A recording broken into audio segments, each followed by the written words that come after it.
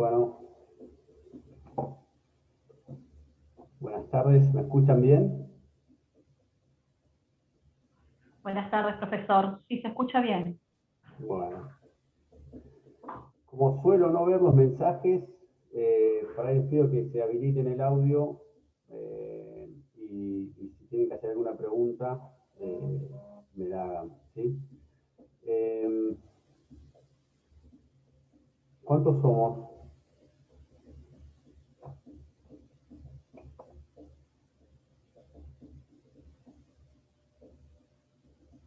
Bueno, esperamos 2 minutos más y arrancamos. Buenísimo. La lista de participantes dice que somos 30 en este momento.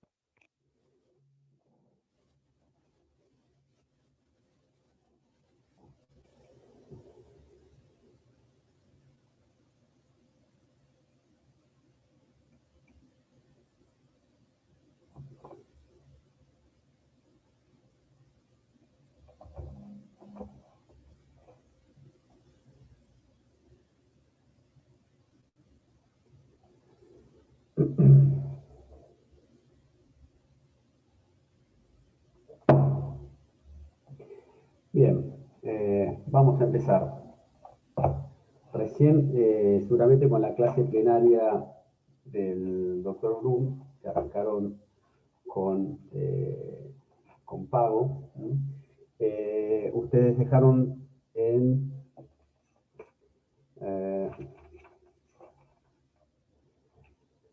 o vieron, empezaron a ver los requisitos del pago, identidad, integridad, ¿sí? Y ahora nosotros vamos a ver circunstancias del pago relativas a lo que es la puntualidad y la localización del pago, ¿bien? Cuando nosotros hablamos de, o vamos, mejor dicho, a empezar lo que es el lugar de pago, que es el principio de localización del pago, tengan en cuenta ustedes que el cumplimiento exacto de la obligación lo que requiere es que la prestación sea llevada a cabo en un lugar que haya sido determinado al respecto, y no en cualquier lugar. ¿Bien?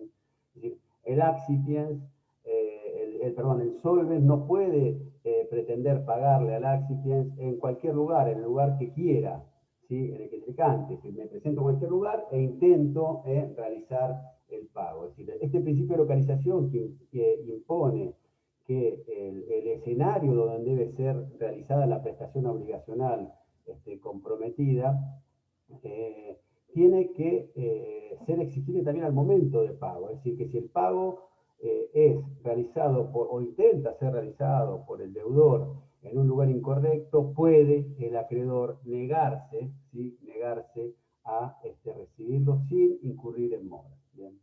El lugar de pago es el escenario, les decía hace un ratito, donde debe actuarse el cumplimiento de ese vínculo. Bien, y constituye, junto con la identidad, la integridad y la puntualidad, que ahora vamos a ver seguidamente, los requisitos de exactitud del pago.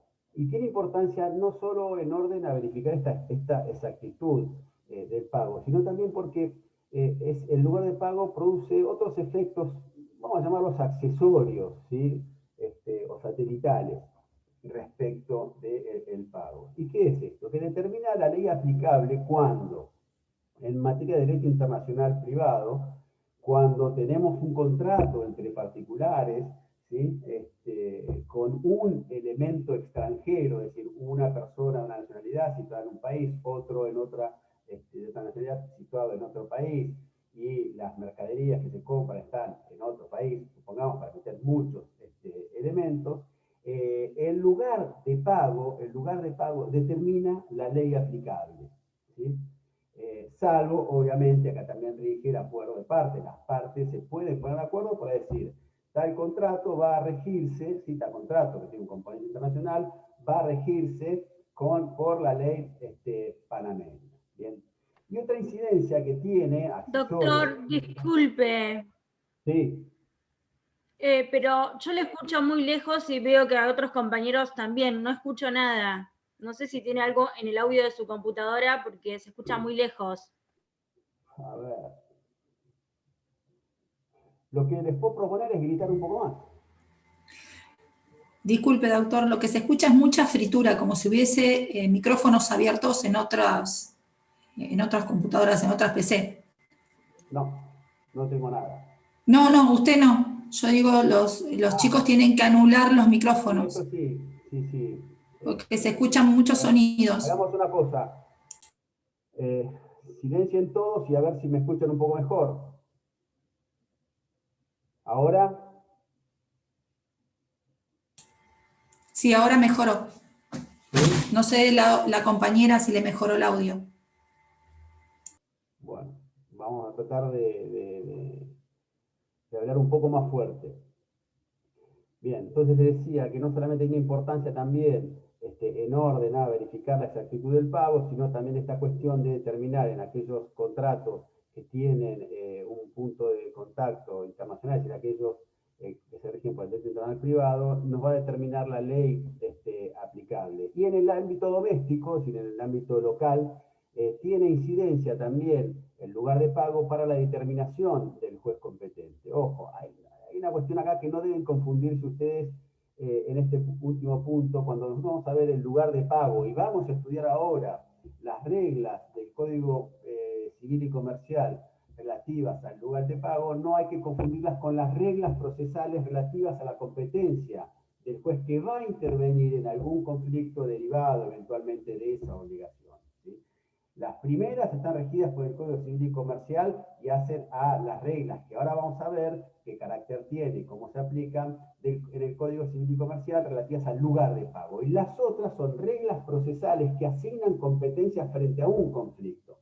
Y esas reglas procesales que son eminentemente locales, ustedes saben que por nuestro sistema federal de gobierno, cada provincia dicta sus códigos de procedimientos y organiza su administración de justicia. Puede ser que hay provincias o reglamentos procesales provinciales que establecen o le dan preeminencia para determinados conflictos a un elemento como puede ser el lugar de pago. Bien, a esos fines sí puede tener relevancia, ¿sí? El lugar de pago, los fines, insisto, de asignar competencia en la intervención de un conflicto determinado. Bien, ahora bien, ¿cuál es el principio general en materia de lugar de pago, ¿sí? Que establece el Código Civil y Comercial de la Nación? La regla y el principio general es que rige el acuerdo de partes, ¿sí? Acá rige la autonomía de la voluntad. Las partes pueden acordar y convenir libremente el lugar de pago como una derivación lógica y natural de ese principio de la autonomía de la voluntad. Puede ser momento de constituirse la obligación o con posterioridad, siempre que medie acuerdo. Cuidado con esto. Al momento de dar nacimiento a la obligación, las partes, ¿sí?, pueden acordar un determinado lugar de cumplimiento. Pero luego, también por acuerdo, las partes pueden, ¿sí?, pueden ponerse de acuerdo y cambiar, mutar ese lugar de cumplimiento. Pero siempre que medie acuerdo, lo que no puede haber es un cambio unilateral en el lugar del cumplimiento. Bien. Típico ejemplo, las partes acuerdan que el pago de X cantidad, no sé, de granos va a ser realizado en la estancia Santa Anita, ubicado en el kilómetro 160 de la ruta 205. Ese va a ser el lugar de pago y ninguna parte va a poder cambiar ese lugar de pago. Sí, las partes van a poder acordar cambiar ese lugar de pago, ¿sí? Este es el principio general que ya estaba, ¿sí?, en el código anterior. Bien. Y también se permite, esto es, las partes han acordado expresamente ese lugar de pago, pero también ese acuerdo puede ser realizado tácitamente, ¿sí? Cuando nosotros hablamos de este acuerdo puede ser realizado tácitamente, quiere decir que puede surgir de la naturaleza y circunstancias de la obligación. ¿sí? Por ejemplo, supongamos, Juan se compromete o se obliga a reparar el alambrado de toda la estancia Santa Anita, si está ahí en kilómetro 160, ruta 205, a cambiar y pintar todas las varillas de los alambrados y a cambiar la tranquera nueva que estaba toda podrida del acceso principal, ¿sí? ¿Dónde les parece a ustedes que va a ser el lugar de pago de esa prestación de Juan de cambiar alambrados, de cambiar y pintar las varillas y de cambiar y pintar y arreglarla, poner una tranquera nueva? ¿Dónde va a ser el lugar de cumplimiento?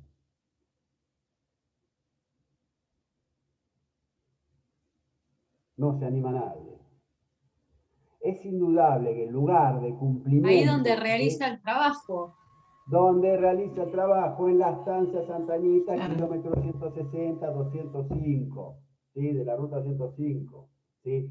Supongamos, contrato un pintor para que le muestro, tengo una pared llena de rajaduras y filtra agua. Contrato un pintor para que venga a mi casa y le digo, mire, pínteme esto, ¿cuánto es tanto? Bueno, ¿cuándo empieza? Mañana, bien.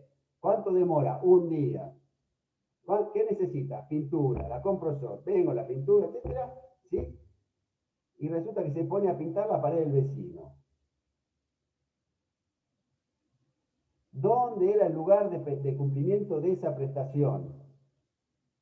En mi casa, ¿sí? En mi domicilio, eso era incuestionable, de acuerdo a las circunstancias y naturaleza de esa obligación, no podía desconocerse, ¿sí? Era indudable que el lugar, ¿sí? De cumplimiento, de pago de esa prestación, ¿sí? Era en mi domicilio. ¿Bien? Pues bien, esta es la regla que es el acuerdo de voluntades, ¿sí? Esta es la regla, acuerdo de voluntades, autonomía de la libertad de las partes. Bien. Ahora, el código prevé, solo y con carácter residual y subsidiario, que si las partes no acuerdan nada, fíjense, si las partes no acuerdan nada, o si la ley no dice nada, el artículo 874 fija un lugar de pago, ¿sí? Que es subsidiario. ¿Por qué es subsidiario? Este lugar de pago que establece el código va a operar en la medida que las partes no hayan acordado, ¿sí? Otro lugar de pago. ¿Bien? ¿Y cuál es ese lugar de pago que tiene carácter residual y subsidiario? El domicilio del deudor al tiempo de nacimiento de la obligación, ¿sí? El anterior código, el Código de Deberes, establecía que el domicilio del deudor también iba a ser el efecto de acuerdo de las partes, ¿sí? A falta de acuerdo de las partes, reitero, el Código de Deberes decía va a ser el domicilio del deudor, pero al tiempo de cumplimiento de la obligación. El Código Civil y Comercial, en la actualidad, lo que establece en el 874 es que el lugar de pago frente a la ausencia de acuerdo de las partes va a ser en el domicilio del deudor al momento del nacimiento de la obligación. ¿Bien? 874. Ténganlo presente. Ahora, fíjense también que ese código prevé otras situaciones. ¿Por qué? Porque muchas veces, desde el nacimiento de la obligación hasta que esa obligación se hace exigible, porque las partes acordaron tal vez establecer un plazo, como ahora vamos a ver en materia de tiempo de cumplimiento del pago, ¿sí? O lo sujetaron a un plazo determinado incierto, ¿sí? Puede pasar tiempo, hay un lapso de tiempo, ¿sí? Y puede ser que en ese lapso el deudor, lógicamente, haya mudado de domicilio, ¿sí? Puede ocurrir. ¿Qué se le da al acreedor? La posibilidad de exigirle el cumplimiento de esa obligación, ¿en dónde?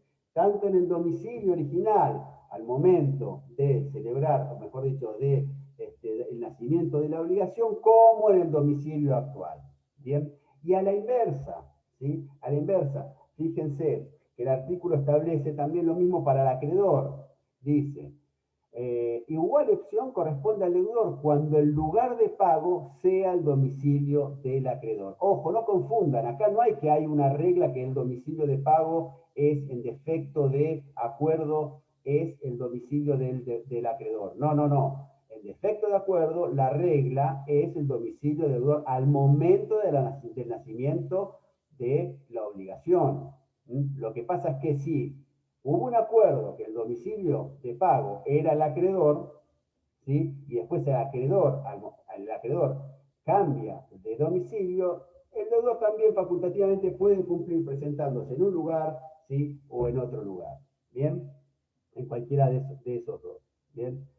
Ahora, esta regla supletoria, ¿sí? Esta regla supletoria no se aplica en dos supuestos. ¿Sí? Sí.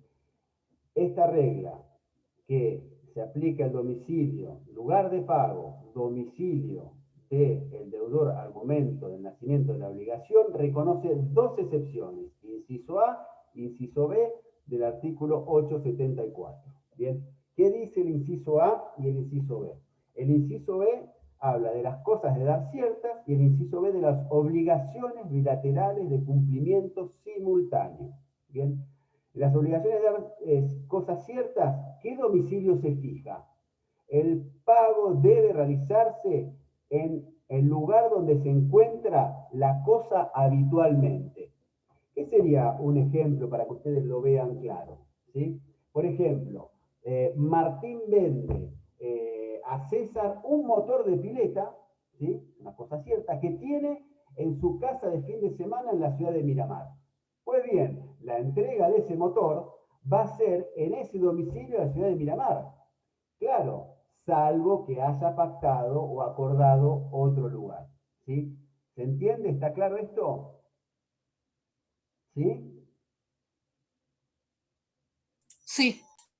Bien, seguimos. La otra excepción es en las obligaciones bilaterales de pago simultáneo. El lugar de pago en las obligaciones bilaterales de pago simultáneo, el lugar de pago es donde debe cumplirse la prestación principal. Ejemplo, Juan compra materiales para la construcción en un corralón X. ¿Sí? El pago es al contado. ¿Sí? La prestación principal es la entrega de materiales que se hace en el corralón. El lugar del pago va a ser en el corralón. ¿Bien? ¿Sí? ¿Está claro? ¿Puede repetir el ejemplo, por favor? Supongamos, Juan compra materiales, ¿sí? Juan compra materiales en un corralón X, ¿sí? De la construcción. No sé, no compra tanto demasiado. Compra 4 bolsas de caldo, de arena, ¿sí? En un corralón de materiales. La entrega, el pago es a contado. Las condiciones de la operación es a contado. ¿Sí? Se presenta Juan en el mostrador del material de corralón, ¿sí? Y paga y se lleva los materiales. La entrega de los materiales es en ese corralón. ¿Bien? ¿Sí? Ese es el lugar donde se está cumpliendo esa obligación principal. ¿Bien? Vamos a recapitular y hacemos una síntesis. La regla del lugar del pago, acuérdense ustedes siempre con esto, lo que las partes hayan acordado, autonomía de la libertad, ¿sí?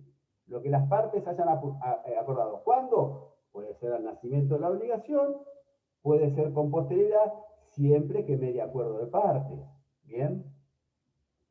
En las obligaciones de dar cosas ciertas, sin acuerdo de partes, porque también en las obligaciones de dar cosas ciertas, ¿sí? Puede haber cosas de partes. Supongan el ejemplo que les di, que compraban el motor de una pileta que estaba en la casa quinta en Miramar, ¿sí? Pero las partes acordaron, mira, no me lo entregues en Miramar. Yo sé que es el lugar habitual, ¿sí? Pero está bien, asumí el costo y tráemelo a Mar del Plata. O en mi domicilio de, qué sé yo, no sé, La Caleta.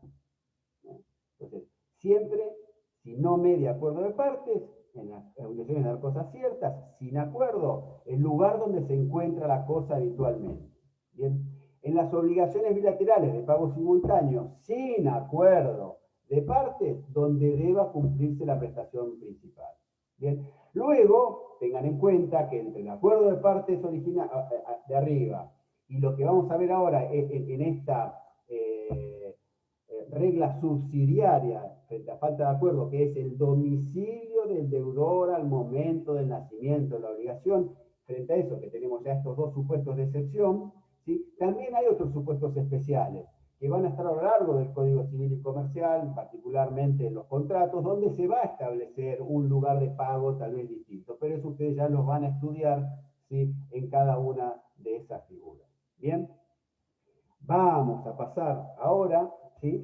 Al otro de los requisitos del objeto del pago, que es la puntualidad. Cuando hablamos de puntualidad en materia de pago, necesariamente se nos representa la cuestión tiempo. ¿Cuál es el tiempo del pago? ¿Sí? La puntualidad es el último de los requisitos que hace a la exactitud del cumplimiento. ¿Bien? La obligación debe ser cumplida en tiempo propio. Ahora, la pregunta es, ¿qué es tiempo propio? Y esto va a depender del tipo de obligación y básicamente si la obligación está sujeta a un plazo o no. Bien, esto es fundamental. Ustedes tienen que tener bien en cuenta frente a qué obligación están y si esa obligación está sujeta a un plazo o no. Bien, la solución está, o la cuestión está resuelta en 4 incisos del artículo 88871, ¿sí? Que habla de el tiempo del pago. El pago debe hacerse, ¿sí? Y acá empezamos a analizar los distintos incisos. Tiene 4 incisos, ¿sí? La obligación pura y simple se paga al momento de su nacimiento, ¿sí? Son obligaciones puras y simples, son estas ejecuciones, estas obligaciones de ejecución inmediata, es decir, aquellas que no están sujetos a ninguna modalidad y cuya exigibilidad es coetánea al momento de su nacimiento, ¿sí? No están sujetos a plazo alguno. Entre el nacimiento de la obligación y su exigibilidad no hay espacio de tiempo, ¿sí? ¿Está claro esto? Ejemplo, 1139, compraventa de inmuebles. El vendedor entrega el inmueble inmediatamente en el acto de la escrituración, ¿sí? Ojo, acá también rige, ¿sí? Salvo convención en contrario, ¿sí? Autonomía de la voluntad. Las partes pueden acordar, tal vez, que el inmueble sería entregado antes, después se escrituren, que yo escrituro y después vos me entregás el inmueble, etc. Acá hay autonomía de la voluntad. Bien, otro ejemplo, compraventa de inmuebles. Si no se pacta nada en cuanto al tiempo del pago, se entiende que la venta es a contado. Bien, entonces, al momento de comprar el inmueble, se paga. ¿Sí? Es una obligación pura y simple, se paga ahí. Compraventa de cosas, muebles, el pago se hace contra la entrega de la cosa. Bien, este es el supuesto más sencillo. Vamos ahora a las obligaciones, ¿sí? Al inciso B, que habla de las obligaciones con plazo determinado, sea cierto o incierto, ¿sí? ¿Cuándo se pagan? ¿Cuándo deben cumplirse las obligaciones a plazo determinado, o sea, cierto o incierto? Es lo que vamos a ver. La regla es esta, la regla no, la solución es que esas obligaciones a plazo determinado se pagan al día de su vencimiento. Bien, el plazo determinado es aquel, en general, que ha sido fijado por las partes de antemano en forma clara y expresa, o por la ley o por el juez, porque tuvieron, ¿sí? O que fueron fijados por la ley o por el juez en otros supuestos, que podemos saber. Bien, dijimos que entonces el plazo determinado cierto es el más sencillo de comprender, es el momento, ¿sí? Al momento de realizar el acto se conoce con precisión la fecha, ¿sí? La fecha en que va a operar su vencimiento y que va a tener que pagarse. Pedro pagará a Juan Pablo el día 24 de octubre de 2021, no sé, la cantidad de 300 toneladas de trigo. Lo relacionamos con el punto anterior. ¿Dónde? En, no sé, el domicilio de la calle San Luis, tanto. ¿Mm? Bien. Eso es clarísimo. Es un domicilio, es un plazo determinado, cierto, ¿sí? Que está previamente determinado en forma clara por las partes. Bien, ahora también tenemos el plazo determinado, pero incierto, ¿sí? Esto es un poquito más complicado de entender, pero síganme con esto. Ese plazo incierto está fijado con relación a un hecho futuro necesario, ¿sí? Que va a ocurrir necesariamente. Es un hecho futuro necesario. O sea, sabemos que el hecho ese va a existir, pero ignoramos cuándo va a existir ese hecho. Pero necesariamente va a ocurrir. Sabemos que el hecho va a ocurrir, pero no sabemos cuándo. Ese es un plazo incierto, ¿sí? Te pagaré el día en que Andrea muera. Perdón si hay alguna Andrea en el curso. O cuando se produzca la próxima lluvia. O te pagaré cuando el Papa Francisco muera. ¿Sí? Sabemos que eso, ¿sí?, es un hecho futuro necesario, ¿sí? Todos nos vamos a morir, entonces es un hecho futuro, no sabemos cuándo, incierto, pero necesariamente va a ocurrir. Bien, en ese momento, en ese caso, cuando tengo un plazo determinado, incierto, el vencimiento se produce cuando, ¿sí?, ocurre ese hecho. Bien, y se paga ahí a su vencimiento. En ambos casos, insisto, el momento del cumplimiento de esa obligación, de ese pago, será el día de ese vencimiento. Bien. Otra cuestión, otro de los incisos que tenemos es el inciso C, si el plazo es tácito en el tiempo en que, según la naturaleza y circunstancias de la obligación, deba cumplirse. Acá lo que tenemos es un plazo indeterminado tácito, ¿sí? El plazo indeterminado puede ser plazo indeterminado tácito o indeterminado propiamente dicho. Ahora vamos a ver la diferencia, ¿sí? En el plazo indeterminado tácito es aquel que el plazo no está fijado, pero que surge tácitamente de las circunstancias y naturaleza de la obligación, ¿sí? Este plazo debe hacerse en el tiempo en que, según esa naturaleza y circunstancias de la obligación, debe cumplirse. Ejemplo, Juan se obliga a venderle a Pedro la cosecha de manzanas de un campo de su propiedad de 10 hectáreas en el valle de Río Negro, perdón.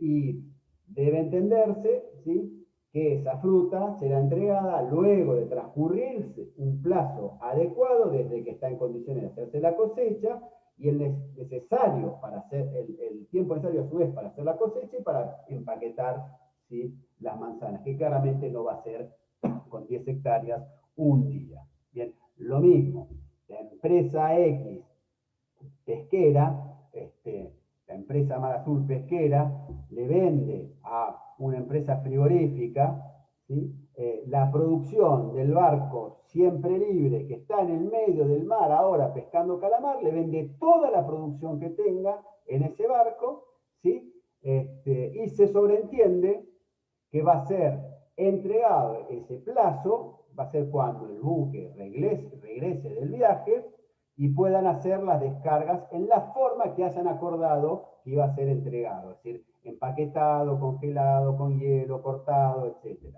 ¿Bien? ¿Sí? ¿Se entiende esto? Bien.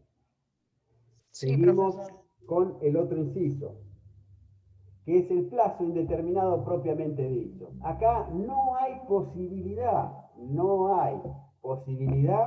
que el plazo, ¿sí?, que tenga elementos de la naturaleza o de la obligación que me permitan inferir, ¿sí?, ese plazo indeterminado cuando pueda llegar a ser cumplido. No tengo nada para que surja tácitamente cuál va a ser ese plazo. No tengo absolutamente nada.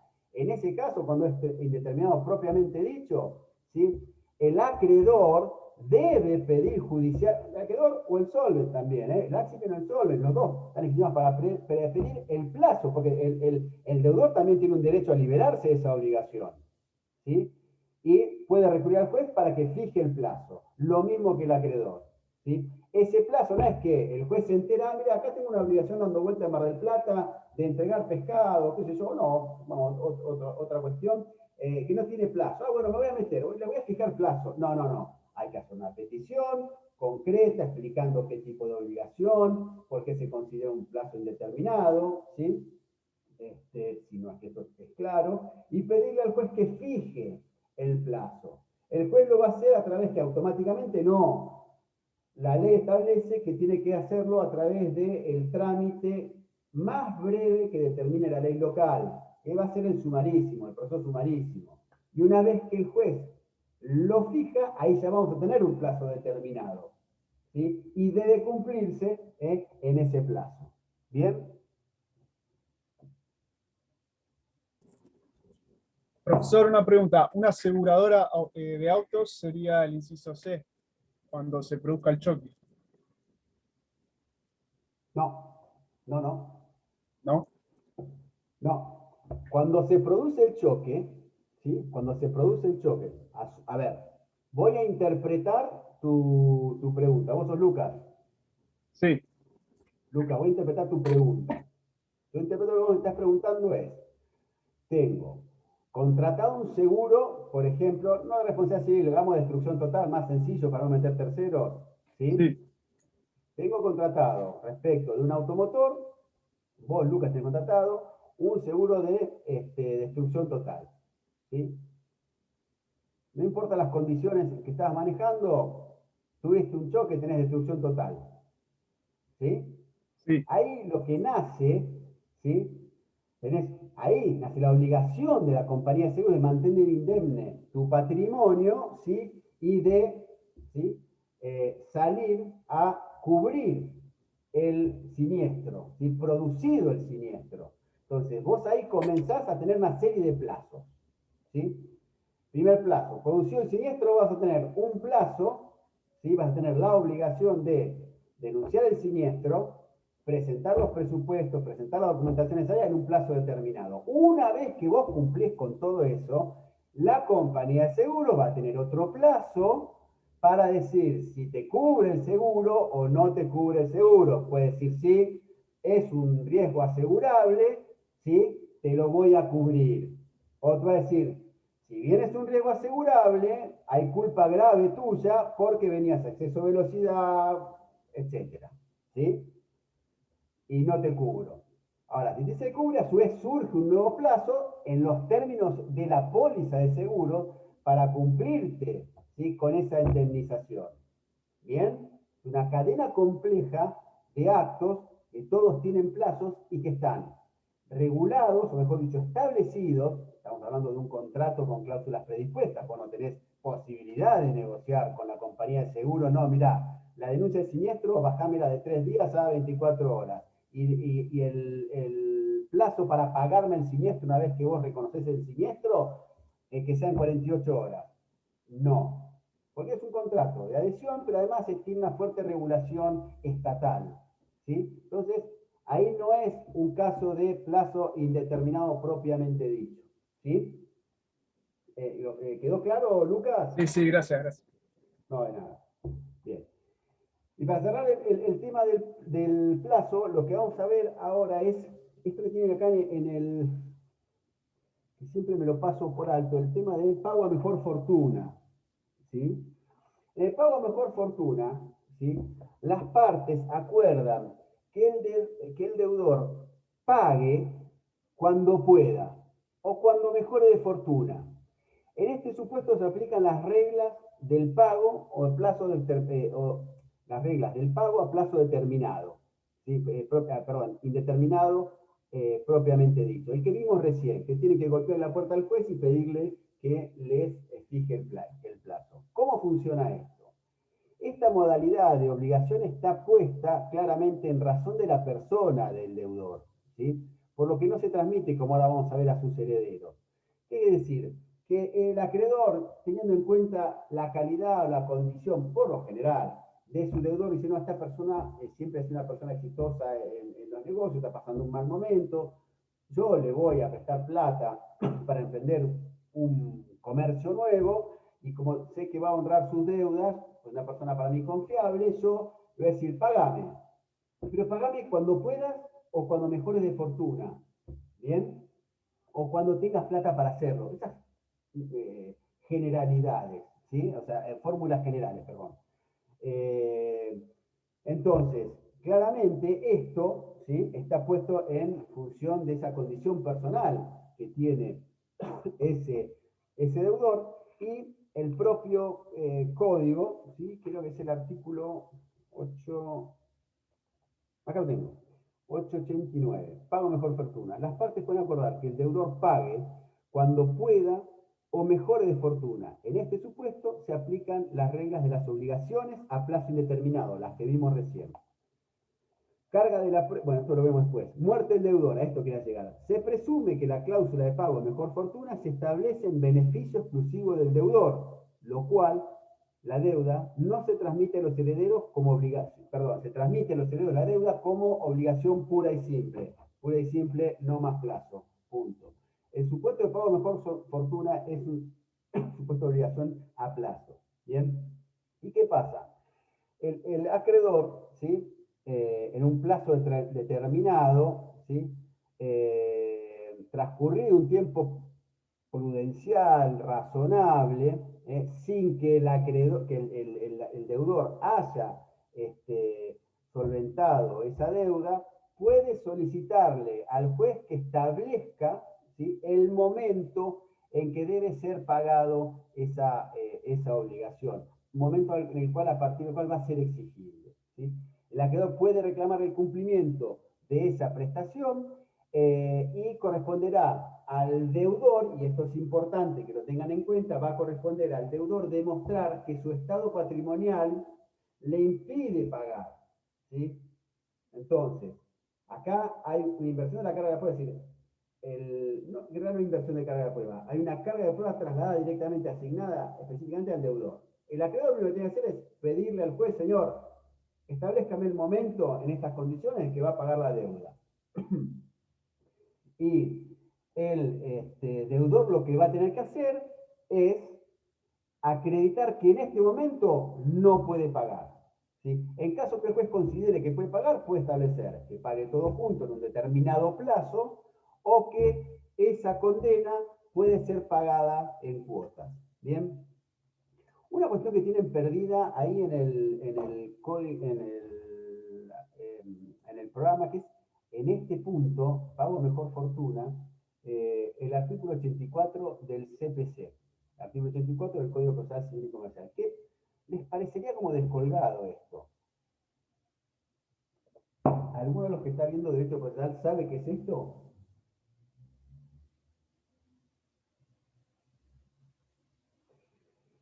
El artículo 84 del CPC se refiere al beneficio del tirar sin gastos, ¿sí?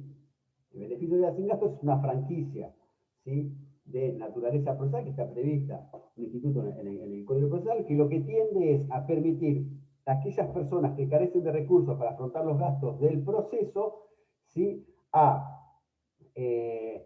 acceder a ese proceso, tramitar ese proceso y concluir ese proceso sin tener que pagar los gastos del proceso. Esto no es un abuso, esto es una forma instrumental de tutelar la garantía del debido proceso y el acceso a la justicia, que es hoy por hoy una cuestión de arraigambre constitucional y convencional que está en el Pacto de San José de Costa Rica, ¿sí? Aquel que no tiene recursos para defender sus derechos en juicio, para hacer un reclamo en juicio, tiene el Estado la obligación de remover ese obstáculo económico y situarlo en el proceso en igualdad de condiciones que su contrincante. Bien, y si no tiene recursos, una de las primeras posibilidades que tiene es la figura del beneficio de tener sin gastos, donde la parte que requiere el beneficio de tener sin gastos tiene que alegar que carece de recursos para afrontar los gastos del proceso, de ese proceso, no de otro. Bien, porque tengan en cuenta esto, que los costos del proceso por lo general van relacionados con ese proceso puntualmente, salvo algunas excepciones. ¿Bien? Entonces tiene que mostrar que no tiene no tiene medios para afrontar los recursos de ese proceso en particular, tiene que demostrarlo, ¿sí? A través de prueba, y el juez finalmente va a ser el que resuelve si le concede el beneficio de litigar sin gastos o no.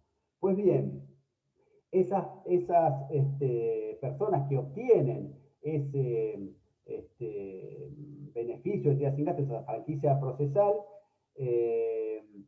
tienen que pagarlo, contiene una obligación respecto de las costas del proceso de pago a mejor fortuna. ¿Cuándo la van a pagar? Cuando mejoren de fortuna. Están sujetas a ese plazo.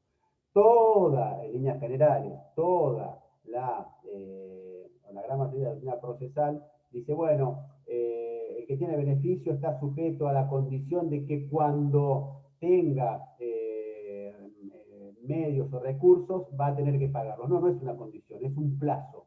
¿Sí? Es un plazo. Y acá sí hay una pequeña discusión porque, como vimos recién en el 890 del Código Civil y Comercial, lo que establece es que se reclama el pago, o le dice al juez que establezca el momento que paga, el acreedor le pide al juez, y el deudor va a decir, un momentito, yo no puedo pagar. Acá en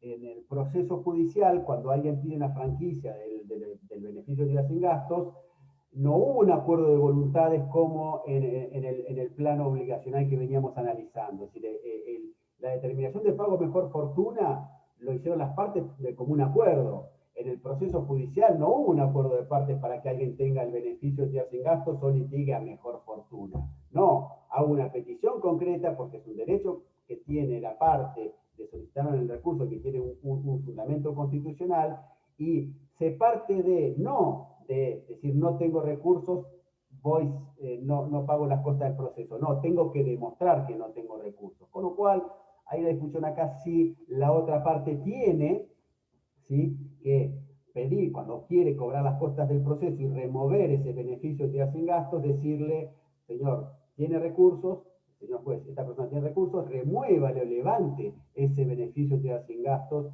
y ahí tendrá que probar el que alega que esa parte tiene recursos, ¿sí?, la existencia de los recursos. Cuestión que puede llegar a ser discutible, pero que es la práctica judicial de hoy. ¿Bien? ¿Te puedo hacer una consulta, profe? Sí. ¿Las partes primero se acuerdan, digamos, a que se pague cuando mejore la fortuna y luego se recurre al juez? ¿O en el momento en que dice no puedo pagar, instantáneamente una de las partes recurre al juez para que él sentencie que es a plazo de que mejore la fortuna, digamos?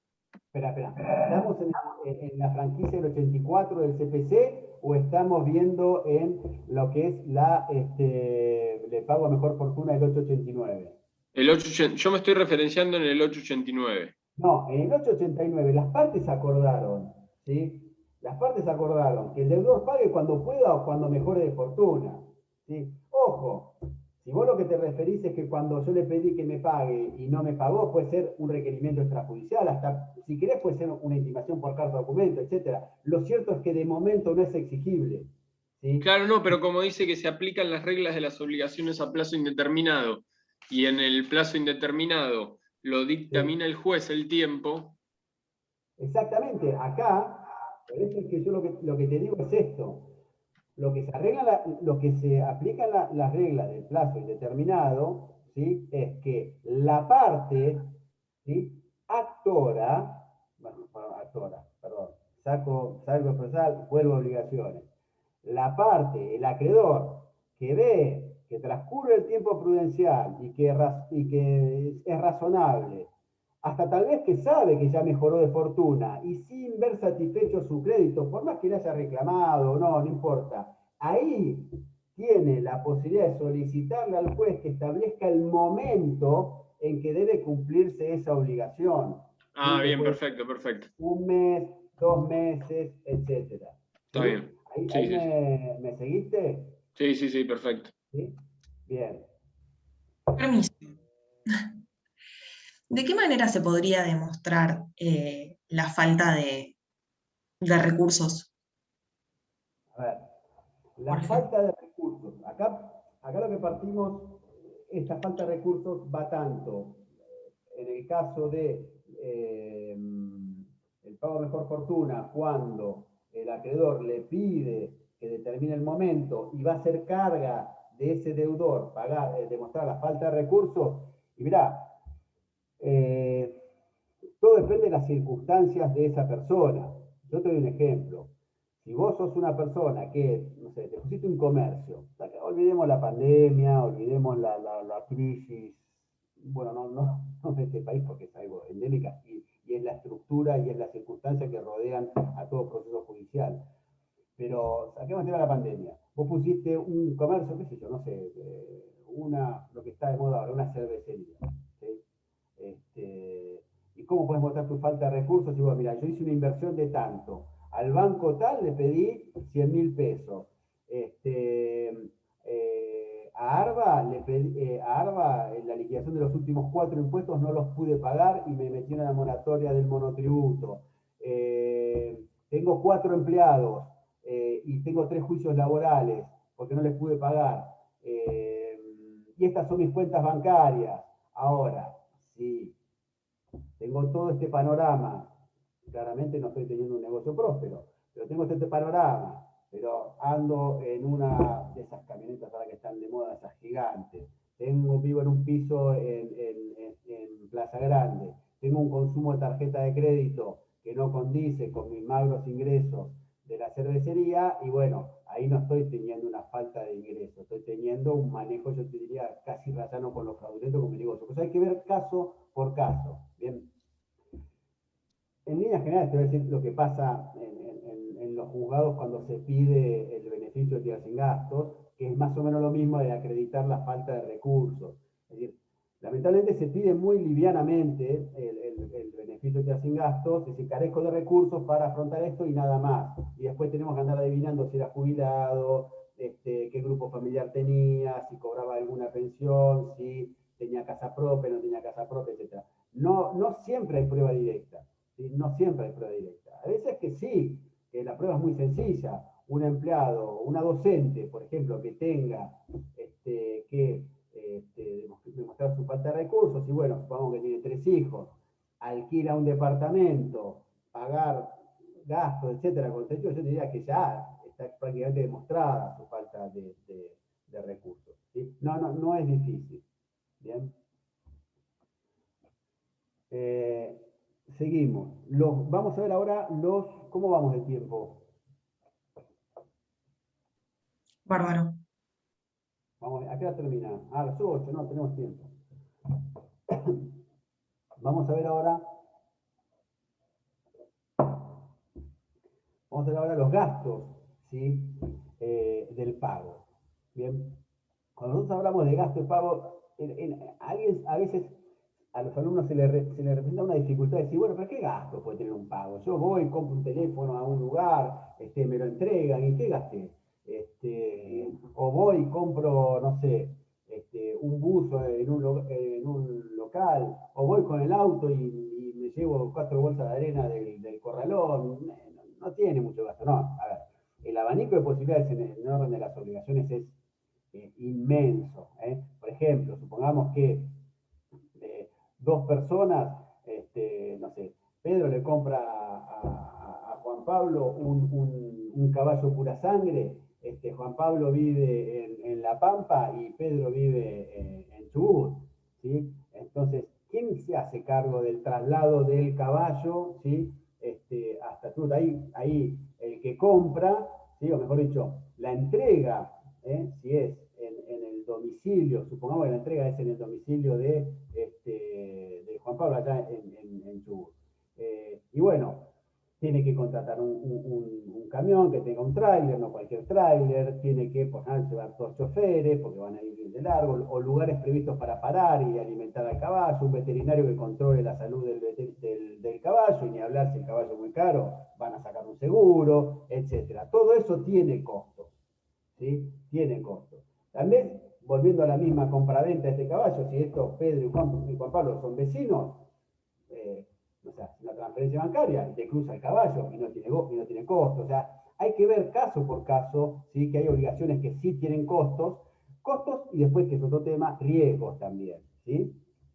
Pero bueno, la regla es que esos gastos del pago, los gastos del pago, corren por cuenta del deudor. No estaba prevista expresamente la solución en el Código Civil de Vélez, tampoco estaba prevista esa solución expresamente en el Código Civil y Comercial actual, pero sí infiere de algunas normas. Y por otro lado, que lo contrario sería como afectar el principio de integridad del pago que tiene, y se estaría obligando al acreedor a un pago que no es completo. ¿Bien? Ahora, el 869. Espere. Pero insisto con esto.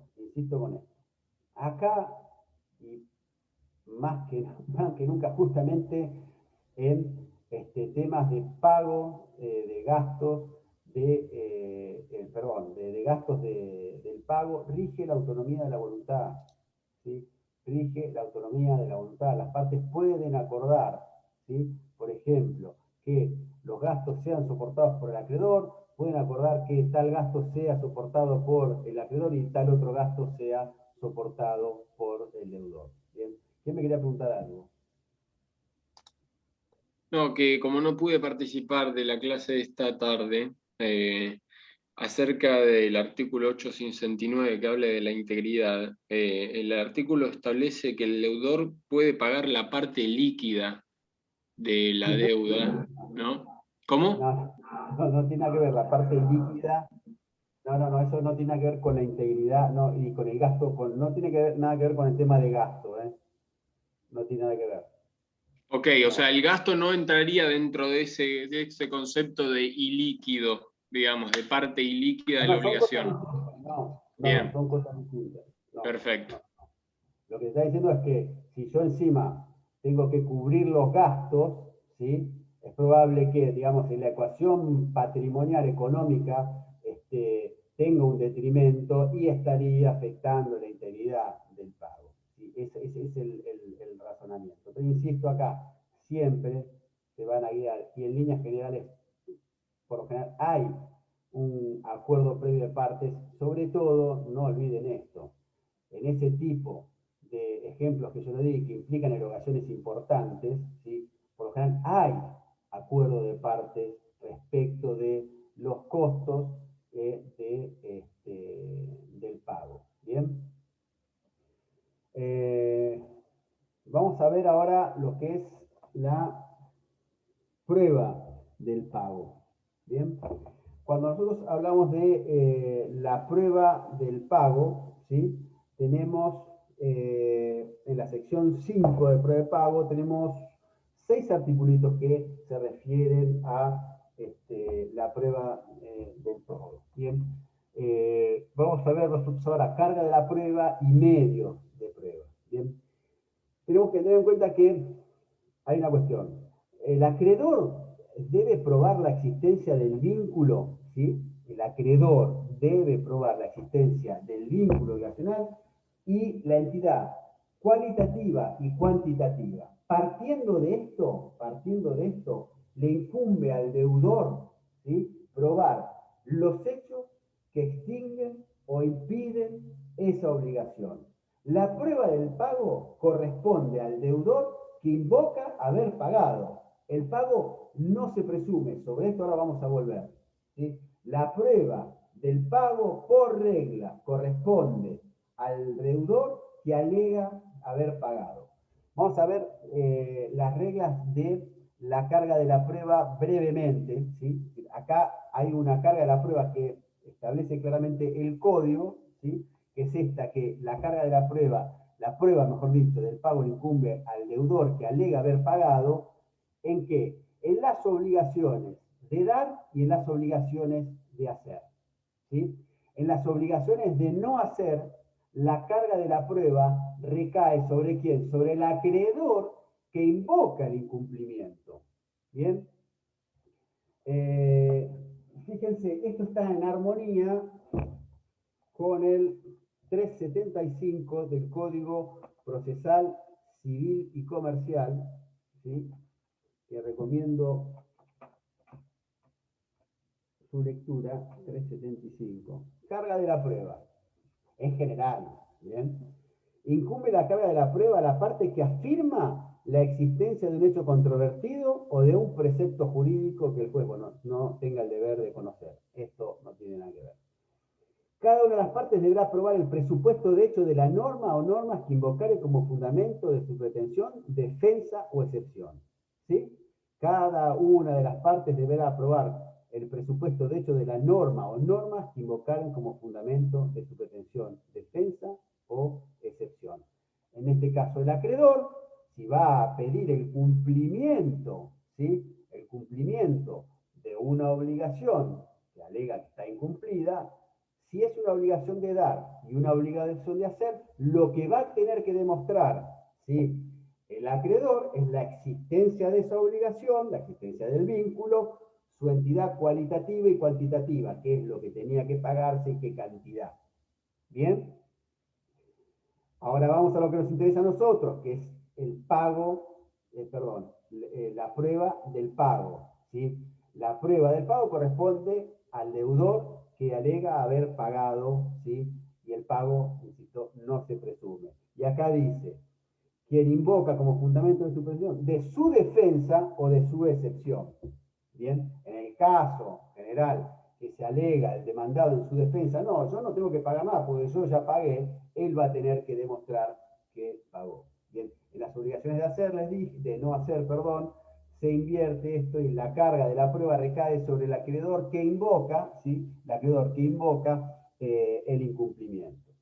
Ahora, cuando hice referencia a que el pago no se presume, hay que diferenciar una cosa importante. Que una cuestión es que el pago no se presume y otra cuestión es que el pago puede ser probado por presunciones, ¿sí? Que son cosas distintas. ¿Sí? Yo usualmente se recurre a la prueba de presunciones cuando no tengo prueba directa de un hecho. ¿Sí? No tengo prueba directa de un hecho y recurro a presunciones. Es una forma, para algunos es una forma razonable, para otros no es un medio de prueba, etc. ¿Bien? Y esto nos remite a esto de la carga de la prueba, nos remite también a la determinación de los medios, ¿sí? De prueba idóneos para acreditar ese pago, que está regulado en el 895 del Código Civil y Comercial. ¿Sí? Es decir, la carga de la prueba, tengan en cuenta esto ustedes, la carga de la prueba se refiere o nos dice quién debe probar. ¿Sí? Y los medios de prueba nos hacen referencia a cómo debe probarse, o mejor dicho, cuáles son las herramientas, los recursos técnicos de carácter técnico que tiene el Código Procesal a disposición o pone a disposición de las partes para producir actividad probatoria y lograr convencer al juez, ¿sí? Acerca de la verdad de sus alegaciones. En un caso la existencia de la obligación y en otro caso la existencia del pago. ¿Bien? Por eso es que el pago puede ser probado por cualquier medio de prueba, excepto que alguna estipulación de la ley resulte previsto, prevea otra cosa, o un determinado modo o revestido de ciertas formalidades. ¿Bien? ¿Qué debe probar el acreedor? Eso ya lo dijimos, la obligación. ¿Qué debe probar el deudor que alega el pago? El deudor que debe probar el pago debe probar específicamente estas circunstancias del pago, que pagó, ¿bien? Y que lo que pagó se adecua además tanto cualitativa como cuantitativamente a la prestación debida. ¿Sí? ¿Está claro esto? Y si bien existe un criterio amplio en materia de permitirle probar al deudor este pago, ¿sí? Echando a mano a un montón de medios probatorios. ¿Ustedes saben lo que son los medios de prueba? ¿El recibo puede ser? Espere. El recibo es un documento, es una especie de medio de prueba, es un medio de prueba, pero ahora vamos a llegar al recibo. Saquemos el recibo. Porque si estamos poniendo, y ahora vamos a ver, si tenemos tanto énfasis en los medios de prueba, porque no tenemos recibo. ¿Qué otro medio de prueba? El recibo es una especie, forma parte de los documentos y sí es un medio de prueba. pero no tenemos recibo. Vamos a hacerla difícil. ¿Qué otros medios de prueba conocen o pueden echar mano? ¿El libre de deuda puede ser? ¿En qué? El libre de deuda, cuando uno debe, se pide el Sí. libre de deuda. Pero eso no es más Para ni menos como- que una documentación que si emana del acreedor, me permite tener por acreditado el pago. Es cierto, pero estamos hablando de medios de prueba. Medios de prueba son testigos, prueba confesional, prueba informativa, prueba documental, ¿sí? Prueba pericial. Bien, todos esos medios de prueba, ¿sí? Va a tener a su disposición el deudor para lograr acreditar la realización del pago. Bien, ahora, que tenga toda la posibilidad y esa amplitud de medios probatorios, como dice el código, para probar el pago, no quiere decir que esto va a ser sencillo. Es decir, el análisis del resultado de esa prueba es muy riguroso por parte del juez. ¿Y por qué les parece que va a ser muy riguroso por parte del juez? ¿Por qué? Porque aquel que paga, el solvens que va a pagar, tiene derecho a exigir el recibo, la constancia documentada, ¿sí? Que va a acreditar el cumplimiento de esa obligación. Bien, entonces, lo que se le exige también a ese deudor, al solvens, al momento de pagar, es ser diligente y hacerse de la documentación necesaria, una especie de preconstitución de prueba, de la función necesaria para lograr acreditar el día de mañana su pago. Bien, entonces, él tiene esa posibilidad sencilla, resguardada por la ley, para exigirle al solvens, ¿sí? Perdón, al accipient, que le extienda el recibo. Y este no se puede negar, y si se niega, puede el deudor consignar judicialmente, obligarlo judicialmente a que acepte ese pago, consignar judicialmente, que después ya es una figura que van a ver en las próximas clases. Y esto sí ahora nos trae de la mano a lo que ustedes mencionaron, no me acuerdo quién fue que mencionó recién acertadamente, al recibo. Bien, al recibo. ¿Qué es el recibo? ¿Sí? El recibo, ¿sí?, es la prueba por excelencia del cumplimiento de la obligación, ¿sí? Se trata por lo general, se trata necesariamente de una constancia escrita, ¿sí?, que emana de quién? Del accipient, destinado a documentar el pago efectuado, ¿sí? El 4, me quedé con el código procesal. El 586, perdón, me equivoqué, 896, recibo. El recibo es un instrumento público o privado en el que el acreedor reconoce haber recibido la prestación debida. ¿Sí? Derecho a exigir el recibo. El cumplimiento de la obligación confiere al deudor derecho a obtener la constancia de la liberación correspondiente. El acreedor también puede exigir un recibo que pruebe la percepción. ¿Sí? Acá tenemos dos aspectos. El solvens que ejecuta la prestación tiene derecho a exigir este recibo, ¿sí? Lo dice la primera parte del 897, pero a la vez el acreedor también puede exigir un recibo que pruebe la recepción. ¿Qué recepción? La recepción del recibo. ¿Y esto por qué?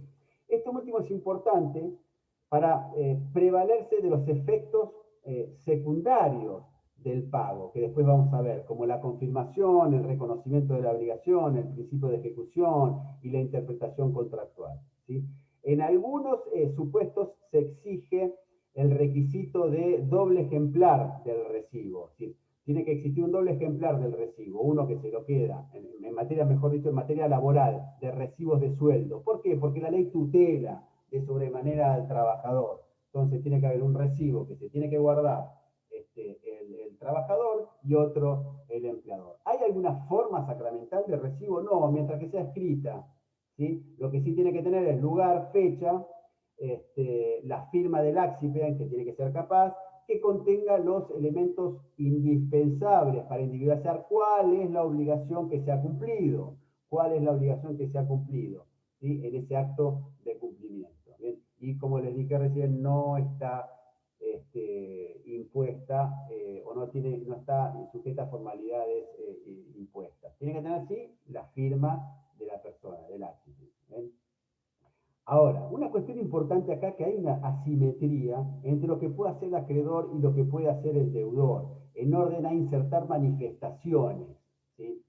El acreedor no puede insertar manifestaciones cuando confecciona el recibo que impliquen reservas arbitrarias o que dificulten el efecto cancelatorio, ¿sí? El efecto cancelatorio de ese pago, ¿sí? Si esto ocurre, esto puede dar lugar a que el solvens no pague y considere una negativa a dar un recibo. Considera una negativa a dar recibo, le queda habilitada la posibilidad de la consignación. A la vez, y esto sí es importante, y acá está la asimetría, que es lógica que así ocurra, el deudor puede incluir reservas de derechos en ese recibo, que el acreedor está obligado a consignar.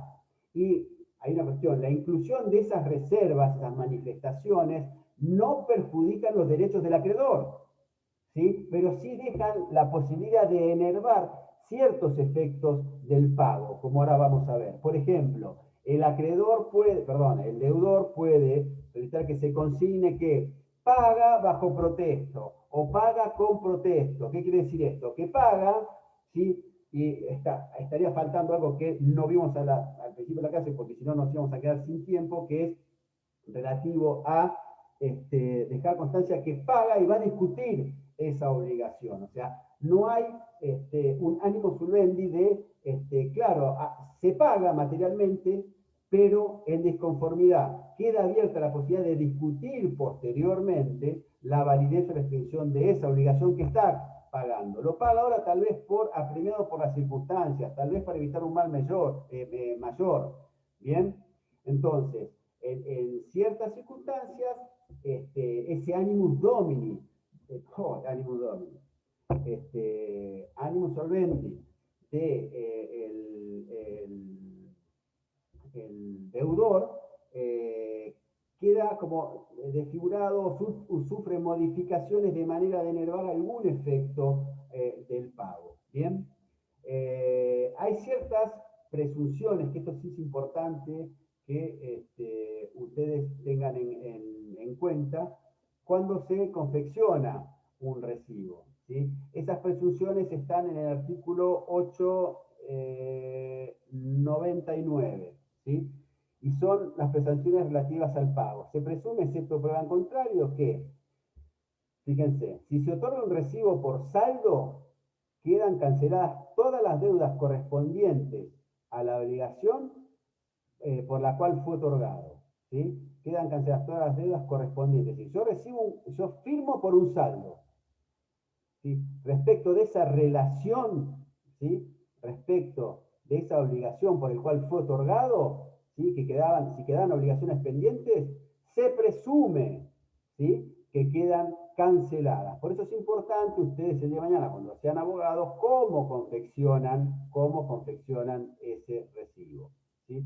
En el 899 del inciso B, fíjense, en materia de prestaciones periódicas, ¿sí? Prestaciones periódicas, ojo, que acá pueden venir. Prestaciones periódicas son aquellas que se van, ¿sí? Devengando, por ejemplo, mes a mes, ¿sí?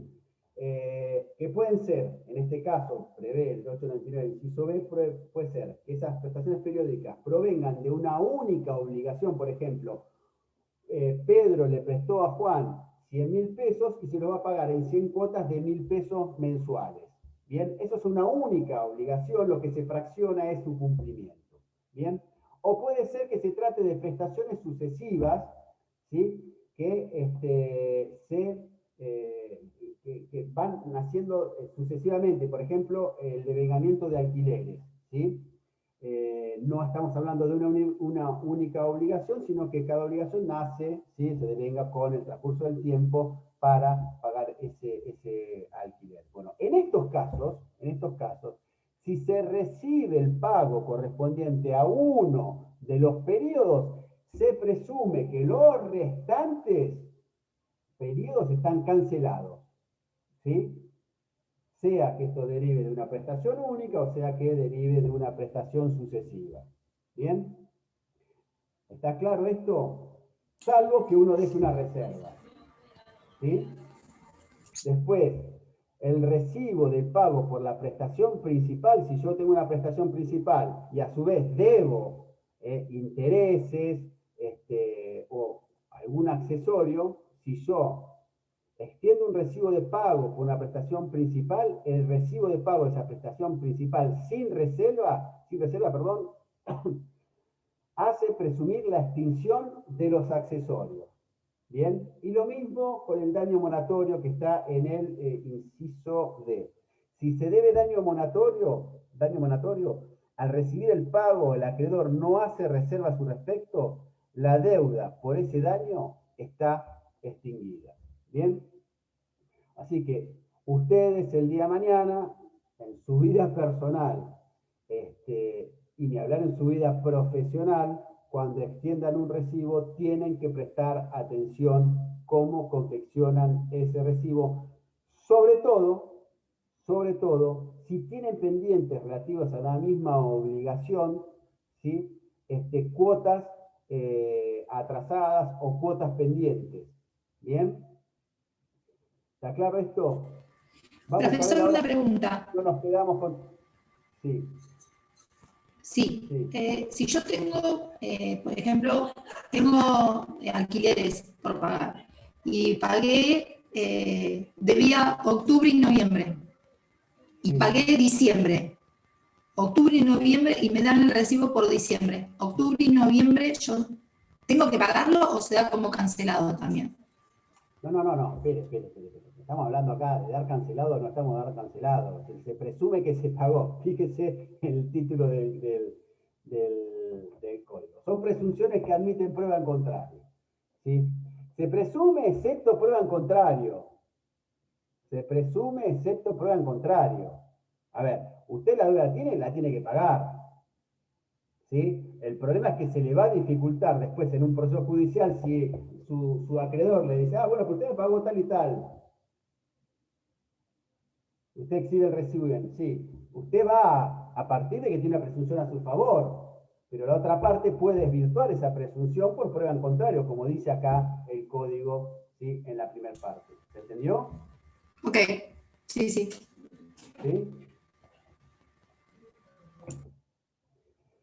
Bien. Nosotros vimos, nos queda ver ahora rápidamente lo que son los efectos de el pago. El pago en líneas generales constituye lo que es el momento cúlmine de la vida de la obligación, a partir de la cual se generan relevantes consecuencias que traspasan no solamente el plano de acreedor y deudor, sino también que a veces se proyectan socialmente o frente a terceros. ¿Sí? Los efectos del pago son las consecuencias que el pago provoca en la propia relación de acreedor y deudor e inclusive entre terceros. Tenemos tres efectos del pago. O sea, lo podemos resumir en tres: principales, secundarios y efectos incidentales. Algunos los llaman accidentales. Algunos consideran que estos no son efectos propiamente dichos de los pagos. ¿Sí? Entonces, los vamos a los principales y a los secundarios.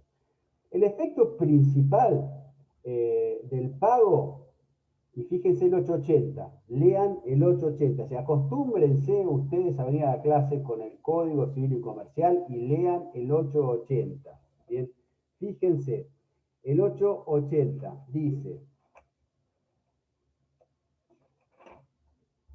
efectos del pago, pero no del pago, como si ustedes ya vieron, si el solven, quién puede ser el solven, etc. No, el pago del deudor. El pago del deudor realizado por el deudor que satisface el interés del acreedor extingue el crédito y lo libera. ¿Sí? Entonces,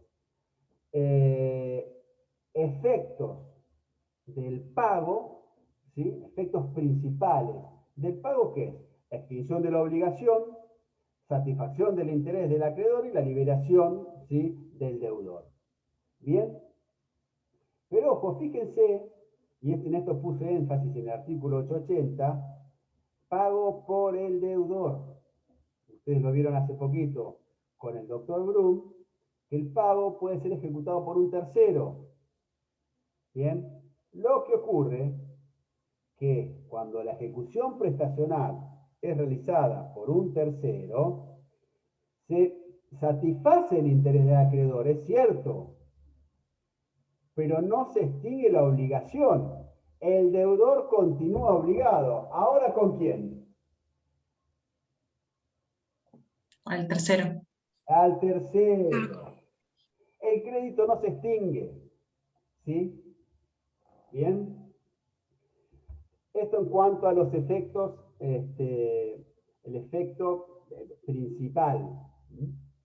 Después, tiene que tener en cuenta que el carácter del pago es un carácter definitivo. Y si tanto la cancelación del crédito como la liberación del deudor tienen un carácter irrevocable, ¿sí? No puede el deudor pretender revocar ese pago o restablecer esa obligación que ya se extinguió para luego tratar de solventarla en condiciones menos gravosas. Hoy yo pagué pesos y dólares haciendo una manganeta. Si pagaba dentro, si pago mañana, me sale más barato. Si hubiese pagado dentro de un mes, entonces no, dejo sin efecto este pago y pago allá que me sale más barato. No, no se puede. A la inversa el acreedor, ¿sí? El efecto liberatorio del pago es un derecho que se incorpora al patrimonio del deudor y goza de protección constitucional del artículo 17. ¿Bien? Esto ténganlo presente. Ahora vamos a entrar en los efectos secundarios, ¿sí? Efectos secundarios del pago como acto de reconocimiento, ¿sí? Son los efectos, ¿sí?, del pago como acto de reconocimiento, como acto de confirmación tácita de un acto inválido y como acto de consolidación contractual, ¿sí? ¿Me siguen hasta ahí? Sería el primero. El pago, como un efecto secundario, tiene un efecto recognoscitivo. Después tiene un efecto confirmatorio y después tiene un efecto consolidatorio. Vamos a ver qué es esto, ¿sí? Como efecto recognoscitivo es muy fácil, es de sentido común. Quien paga está reconociendo la existencia de esa obligación. Se paga para extinguir una obligación. Solo se extingue aquello que existe. ¿Bien? Y que yo reconozco que existe, ¿sí? Y si el pago es un reconocimiento tácito de la obligación, se representa que así, mejor dicho, es el pago, es el reconocimiento tácito de esa obligación, y sea esto que el pago sea total o parcial. A los fines del efecto recognoscitivo, no importa si es un pago total o un pago parcial. ¿Bien? El efecto recognoscitivo no se tiene en cuenta si el pago es realizado por un tercero, ¿sí? Esto es de lógica, salvo que ese tercero actúe siguiendo instrucciones, ¿sí?, del deudor, o lo haga con la conformidad de ese deudor. ¿Bien? Ahora, ¿qué es el efecto consolidatorio? Y este es importante. El pago puede importar la confirmación tácita del acto que está afectado de una nulidad relativa, ¿sí? En cuanto tiene entidad suficiente, obviamente, para hacer desaparecer esas deficiencias que lo afectan. Bien, esto creo que después ya lo van a ver más adelante. Y el efecto consolidatorio, ¿sí?, que es importante y a veces no se logra ver en algunas relaciones jurídicas. Existen contratos que las partes se han reservado la facultad de arrepentimiento, sea mediante una seña o una arras. Es decir, bueno, mirá, vamos a hacer este contrato, pero yo me puedo arrepentir en tal fecha o me puedo arrepentir y te devuelvo la seña o te devuelvo la seña doblada, es decir, y otro tanto. Bien. Esta institución te permite desobligarse, ¿sí?, a lo pactado mediante la pérdida de la seña o el doble o más otro tanto, como se menciona. Ese ejercicio, esa facultad, está limitado, ¿sí?, hasta tanto no medie un principio de ejecución. Si hay principio de ejecución, esa facultad de desobligarse no existe más. ¿Sí? Hay principio de ejecución. La realización del pago, sea total o parcial, importa un claro acto de ejecución. ¿Bien? Y después tenemos, para terminar, ¿sí?, que estamos ya justitos con el tiempo, para terminar, ¿sí?, tenemos los efectos incidentales, que para algunos no son efectos propiamente del pago, pero son, tomémoslos como efectos incidentales.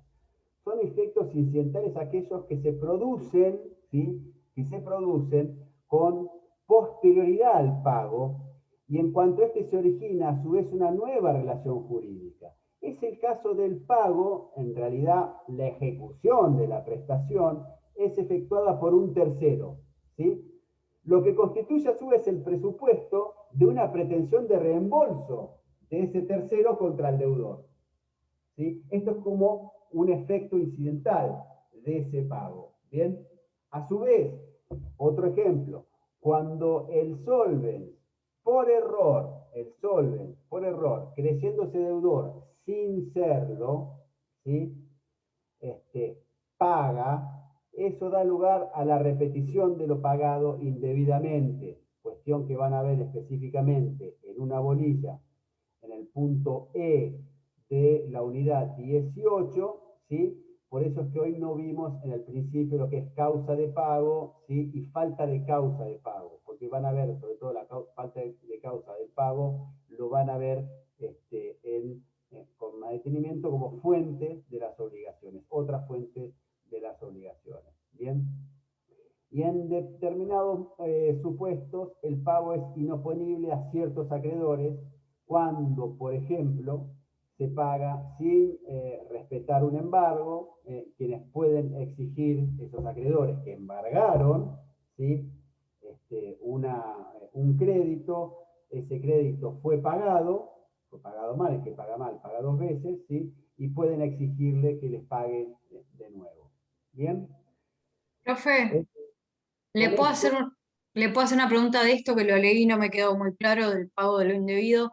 ¿Puede ser un ejemplo que un garante haga un pago y eso sea un pago indebido? Garante de un alquiler, qué sé yo. no lo veo, no tengo datos como para decirte que sea un pago indebido, porque yo te doy este ejemplo. Ese garante, estamos hablando, supongo que estamos hablando de una locación, ¿sí? Está el inquilino, él es el garante, ¿sí? El inquilino no pagó la deuda. El garante, lo vieron en la clase anterior, que es un tercero interesado, está legitimado, ¿sí?, tiene la posibilidad de pagar esa deuda, ¿sí?